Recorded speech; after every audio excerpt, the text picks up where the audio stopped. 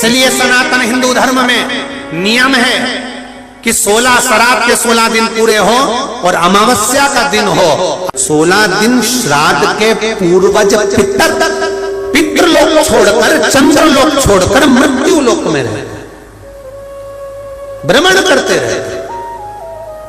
और जब अमावस्या का दिन होता है, श्राद्ध पूरा हो रहा है, अमावस्या का दिन है, शाम का समय, जो जैसे अशोकनगर है, गुना है, शिवपुरी है, सीहोर है, भोपाल है, या आसपास के जितने गांव हैं, शहर हैं, इनके पास में जो नदी होती है, जो तालाब होता है, जो कुआं होता है, जो बावड़ी होती है, सारे पितर एकम से लेकर अमावस्या तक जितने भी पितर होते हैं, चाहे जिसके घर के हों, प्रत्येक घर के पितर नदी, तालाब, बावड़ी, कुएं के पास इकट्ठे होते हैं, क्योंकि पितर 16 दिन भोजन ग्रहण करने के बाद अमावस्या के दिन पानी पीने के लिए गांव की बावड़ी, तालाब, कुआं, नदी पर जाते हैं और वहां पानी का आचमन कर कर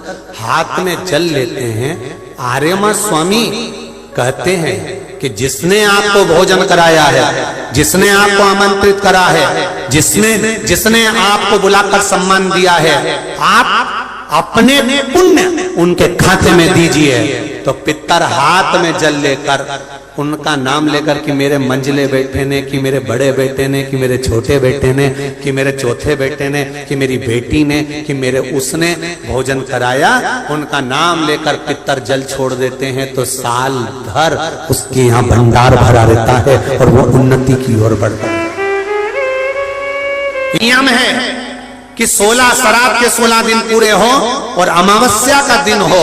आपने ब्राह्मण को भोजन कराया ना कराया, आपने पिंडदान करा ना करा, आपने तर्पण करा कि न करा, आपने किसी को एक अंश भी किसी को दिया कि नहीं दिया, आपने गाय को रोटी दी कि नहीं दी, आपने कौवे को कागल दिया कि नहीं दिया, आपने स्वान को भोजन दिया कि नहीं दिया, पर एक काम जरूर करो कि अमावस्या के दिन शाम के समय तुम्हारे नगर में, मोहल्ले में, गांव में, खेड़े में जो नदी हो या तालाब हो या बावड़ी हो या कुआं हो, कोई भी एक जगह पर जाकर एक घी का दीप अवश्य लगाना चाहिए अपने पूर्वजों के नाम से। तो पूर्वजों को वो जो दिया की रोशनी होती है ना, वो दिए की रोशनी को पाकर पितर पूरी रात्रि भर भ्रमण, इसलिए कहते हैं ना दूसरे दिन देवी जी बैठने वाली रहती है, इसलिए कहते हैं अमावस्या की रात्रि बड़ी भारी होती है। क्यों कहते हैं? क्योंकि पितर सब इस मृत्यु लोक से चंद्रलोक होते हुए पितृलोक जाते हैं। तो जो दिया जलाता है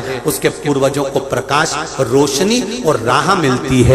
तो उसकी जिंदगी में कितनी भी उलझन चल रही होती है, कितना भी काम अटक रहा होता है, कोर्ट में केस भी चल रहा होता है, या कितनी बड़ी भी बीमारी हो रही होती है, अगर वो अमावस्या के दिन शाम के समय दिया लगा देता है नदी के घाट पर या तालाब या बावड़ी या कुएं के घाट पर, तो उसकी जिंदगी में जितनी अटकलें आती हैं वो सारी समाप्त हो जाती हैं और रास्ता मिल जाता है। इसलिए अमावस्या के दिन का महत्व है।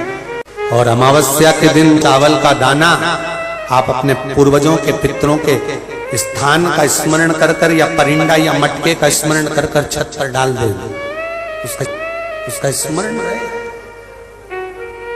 मिले उसका।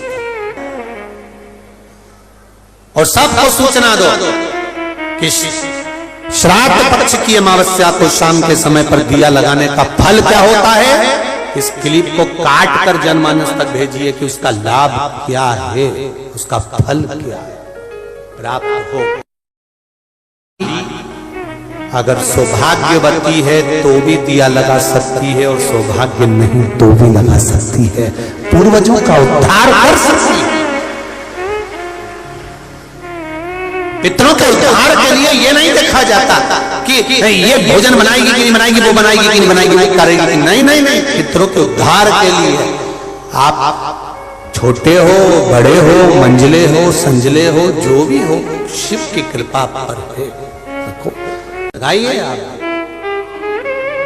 श्राद्ध पक्ष की अमावस्या के दिन शाम के समय दिया नदी, तालाब, बावड़ी या कुआं कहीं भी एक जगह पर जाकर अपने पूर्वजों का स्मरण कर कर सिर पे माताओं से निवेदन है पल्लू रखकर, जिससे पूर्वजों का आशीर्वाद बना रहे। और पुरुष वर्ग अगर साथ में जा रहे हों तो धोख लगाकर प्रणाम कर कर, झोली पसार कर प्रणाम करना कि मेरे पितर, जब दिया लगाओ तो झोली पसार कर प्रणाम करो मेरे पितर, मेरे घर में खूब भंडार भर कर जाना, ऐसी कृपा करना और उनको कहकर जाइए।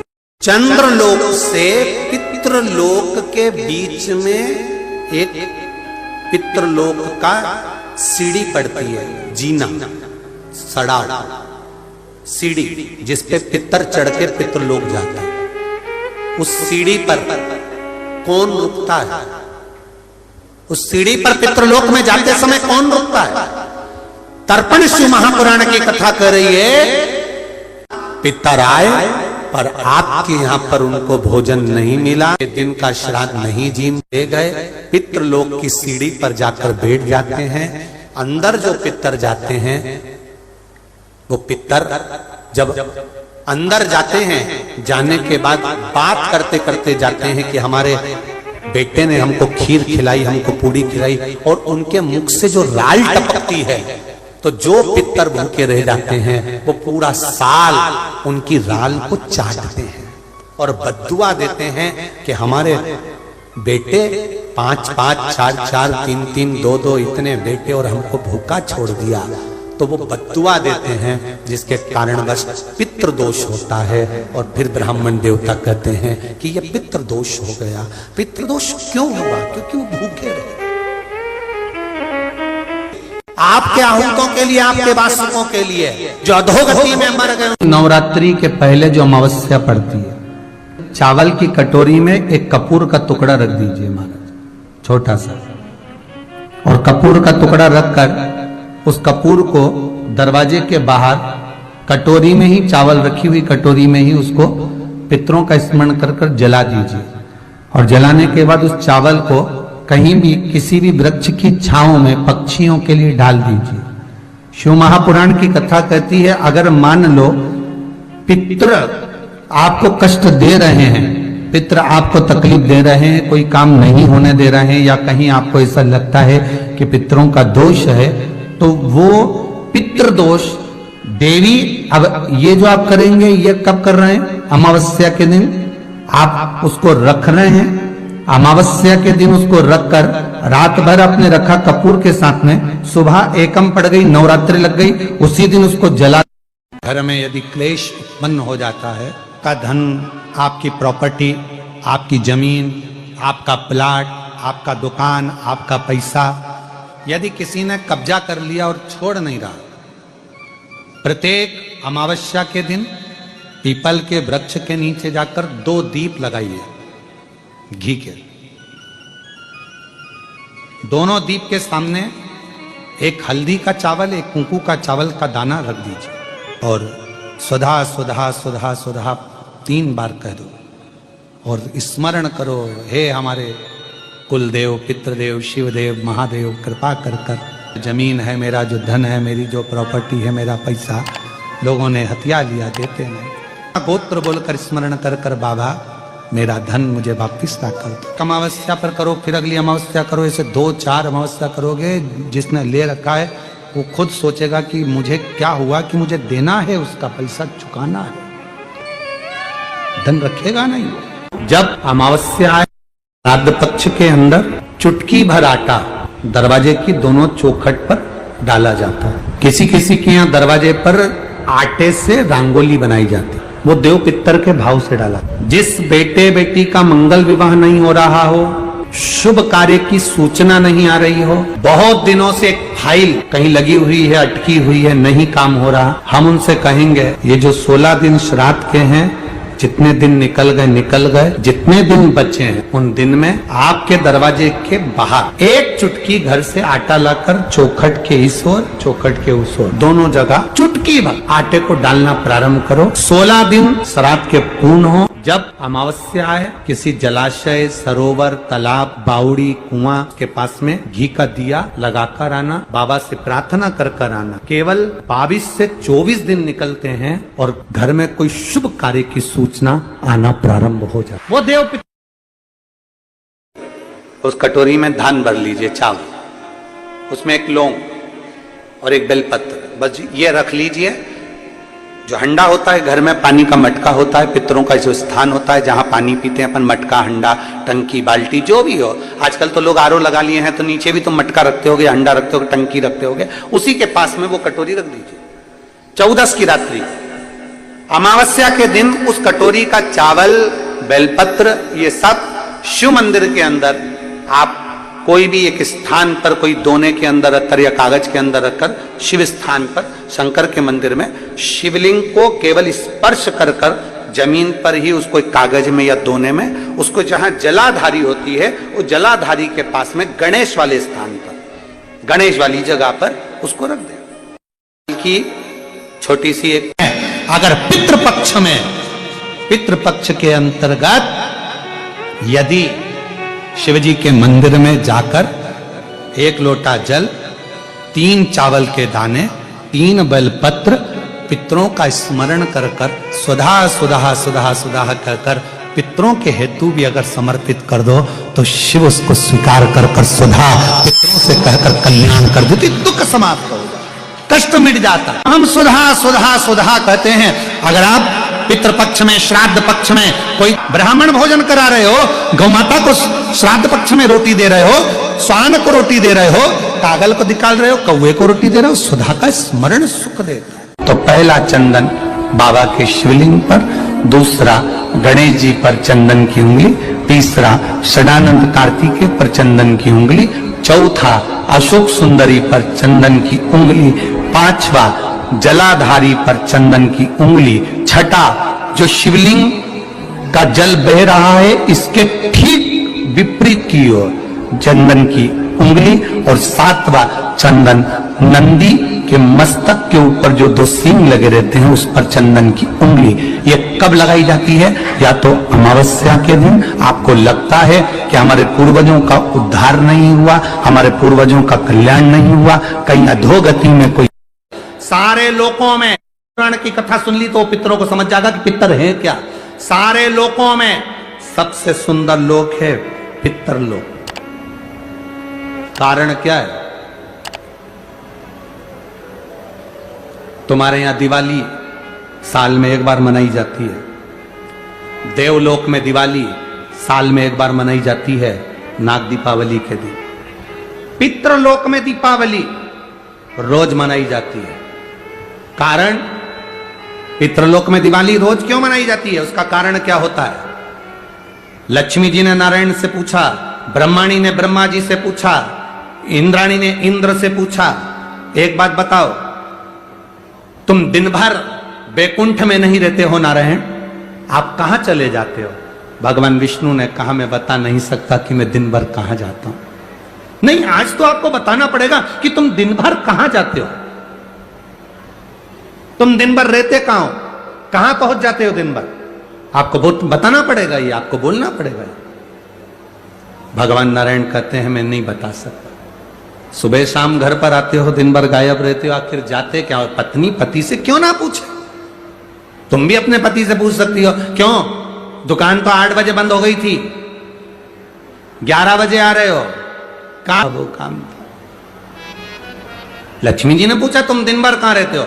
भगवान विष्णु ने कहा, मैं बता नहीं सकता। बताना पड़ेगा। तब नारायण ने कहा, फिर नारायण बोले, नारायण ने कहा कि देखो लक्ष्मी, बात ऐसी है कि पितृलोक इतना सुंदर लोक है, इतना सुंदर लोक है कि जहां जितने पितर निवास करते हैं उनके घर का कोई व्यक्ति अगर कथा सुनने जाता है, मंदिर जाता है, अगरबत्ती लगाता है, दिया लगाता है, या पूजन आराधना करता है, या भूलवश भी कहीं भगवान की कथा में जाकर बैठ जाता है, जितनी देर उसके घर का व्यक्ति कथा में बैठता है, नारायण कहते हैं उतनी देर मैं उसके घर के पितरों के कंधे पर हाथ रखकर कथा को श्रवण करता हूं।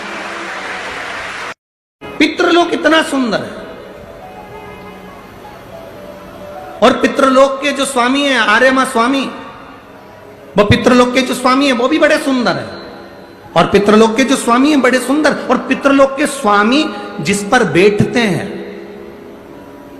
काय पर बैठते हैं? कौवे पर, वो भी बड़ा सुंदर, अति सुंदर। अरे गुरुजी कहां की बात कह रहे हो, सबसे सुंदर पक्षी तो मोर है। राष्ट्रीय पक्षी में भी उसको कहा सबसे सुंदर पक्षी तो मोर है, और आप कह रहे हो कि दुनिया का सबसे सुंदर पक्षी कौवा है। अरे भाई, जिसने कथा नहीं सुनी उसको लगता है कि दुनिया का सबसे सुंदर पक्षी मोर है, पर अगर शास्त्र को उठाकर देखोगे तो दुनिया का सबसे सुंदर पक्षी कौवा था।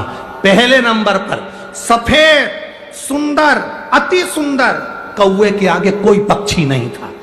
वो तो ब्रह्मा जी ने पृथ्वी पर यज्ञ करा, और पृथ्वी पर जब यज्ञ करना चाहा ब्रह्मा जी ने, तो उस समय पर ब्रह्मा जी ने कहा मुझे इस पृथ्वी पर यज्ञ करना है, इस जमीन को लीपने के लिए अमृत की जरूरत है। जैसे अपन गाय का गोबर लीपने के लिए लाते हैं, वैसे ब्रह्मा जी ने कहा इसको लीपने के लिए अमृत चाहिए।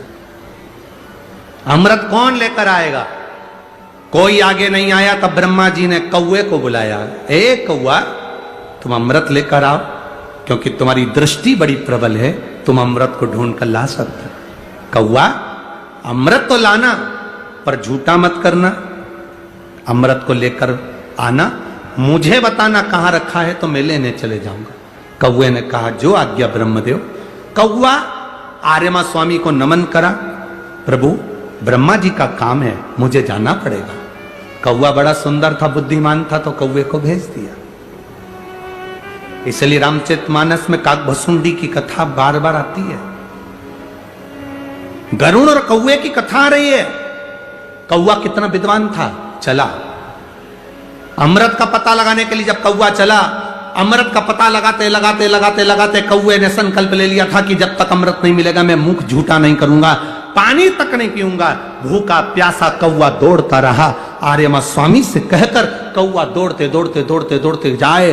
बहुत दिन हो गए, तब कौवे को अमृत मिला। अमृत मिला तो कौवे को लगा बहुत तेज प्यास लग रही है, करूं क्या? कौवे ने उस अमृत को झूठा कर दिया। ब्रह्मा जी को आकर कहा स्वामी अमृत वहां रखा हुआ है, पर बात इतनी सी है कि मैंने उस अमृत को झूठा कर दिया। ब्रह्मा जी को क्रोध आ गया। ब्रह्मा जी ने कहा रे कौवे, तू सफेद होकर सुंदर होकर तूने ऐसा काला काम कर दिया, ऐसा बेकार काम करा, तूने अमृत को झूठा करा और ऐसा काला काम तूने करा। मैं तुझे श्राप देता हूं कौवे, तू गोरे से काला हो जाएगा। तूने अमृत को झूठा करा, इसलिए तेरी वाणी कर्कश हो जाएगी, तेरी वाणी कर्कश हो जाएगी। अमृत को कौवे ने झूठा करा था, इसलिए सारे पक्षी जल्दी मरते हैं, पर कौवा इतनी आसानी से नहीं मरता। कौवा इतनी आसानी से नहीं मरता। सारे पक्षी जल्दी मरते हैं, पर कौवा आसानी से नहीं मरता। तेरी वाणी कर्कश होगी तो काला होगा। सुंदर कौवा काला हो गया। आर्यमा स्वामी ने देखा कि मेरा कौवा, मैं जिस पर बैठता हूं, ये काला हो गया। आर्यमा स्वामी ने ब्रह्मा जी से कहा आप क्या चाहते थे? ब्रह्मा जी कहते हैं मुझे यज्ञ करना था, जमीन को लीपना था, कौवे ने अमृत झूठा कर दिया। क्यों चिंता करते हो? अमृत तो अमृत है, कोई झूठा भी कर देगा तो अमृत की शान कहां घट जाएगी? अमृत की क्या शान घटना? आर्यमा स्वामी ने कौवे से कहा तू चिंता मत कर। आर्यमा स्वामी बोले कौवे तू चिंता मत कर, आज मैं तुझको एक कार्य देता हूं। जब 16 श्राद्ध आएंगे, कौवा जिस जीव की जो तिथि होगी, मान लो किसी की चतुर्थी तिथि है, उस चतुर्थी तिथि पर तुझे छोड़ने के लिए पृथ्वी पर पितरों को जाना पड़ेगा। जब उनके छत पर तो पितरों को छोड़ने के लिए जाएगा, कौवा जब तू वापिस आएगा, तेरे लिए छत के ऊपर